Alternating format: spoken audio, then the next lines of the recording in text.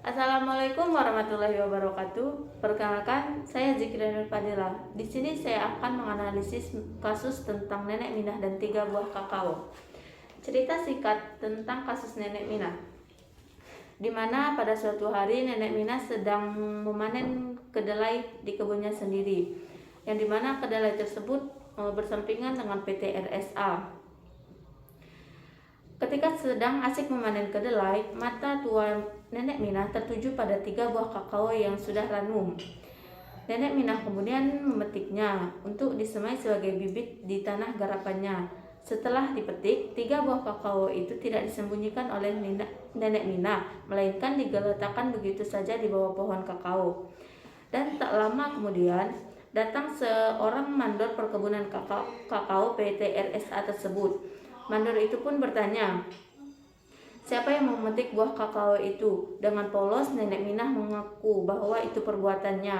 Nenek Minah pun diceramahi bahwa tindakan itu tidak boleh dilakukannya karena sama saja mencuri. Sadar perbuatannya salah, Nenek Minah pun langsung meminta maaf kepada mandor tersebut dan berjanji tidak akan melakukannya lagi. 3 buah kakao yang dipetiknya pun ia serahkan kepada mandor tersebut. Nenek Minah berpikir semua beres dan dia kembali bekerja. Namun, dugaan Nenek Minah meleset. Peristiwa kecil itu ternyata berbuntut panjang, sebab seminggu kemudian Nenek Minah mendapat panggilan pemeriksaan dari polisi. Proses hukum terus berlanjut sampai akhirnya Nenek Minah harus duduk sebagai seorang terdakwa kasus pencuri di Pengadilan Negeri Purwokerto. Selama persidangan dimulai, Nenek Minah terlihat tegar. Sejumlah kerabat, tetangga, serta aktivis LSM juga menghadiri sidang itu untuk memberikan dukungan moral.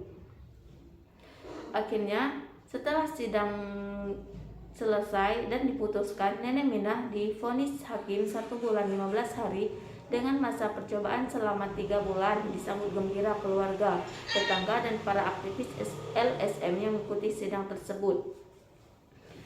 Di sini saya akan menganalisis prinsip keadilan pada kasus Nenek Minah.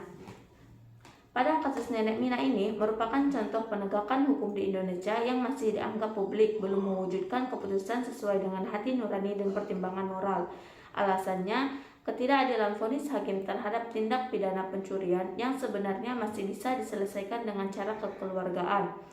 Pada kasus ini, Nenek Minah memang terbukti bersalah, di mana Nenek Minah memetik 3 buah kakao di sebuah perusahaan PT RSA tanpa meminta izin terlebih dahulu, sehingga perbuatan tersebut sama seperti mencuri. Nenek Minah terkena pasal 362 KUHP tentang pencurian, dan akhir dari keputusan sidang Nenek Minah divonis hakim 1 bulan 15 hari dengan masa percobaan selama 3 bulan. Prinsip kemanfaatan pada kasus Nenek Minah.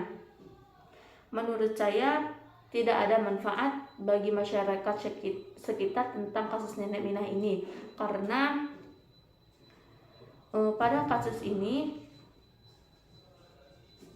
sebenarnya hanya masalah sepele, tapi dibesarkan oleh satu pihak. Tapi ada juga pesan untuk masyarakat sekitar agar mereka tahu hukum mencuri walaupun tidak bernilai besar.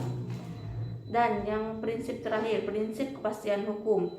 Nenek Minah sudah mendapatkan kepastian hukum di mana sudah terkena pasal 362 KUHP tentang pencurian yang berbunyi, barang siapa yang mengambil sesuatu barang yang sama sekali atau sebagian termasuk kepunyaan orang lain dengan maksud akan memiliki barang tersebut dengan melawan hak, dihukum karena pencurian dengan hukuman penjara selama-lamanya 5 tahun dan denda sebanyak-banyaknya Rp900.000.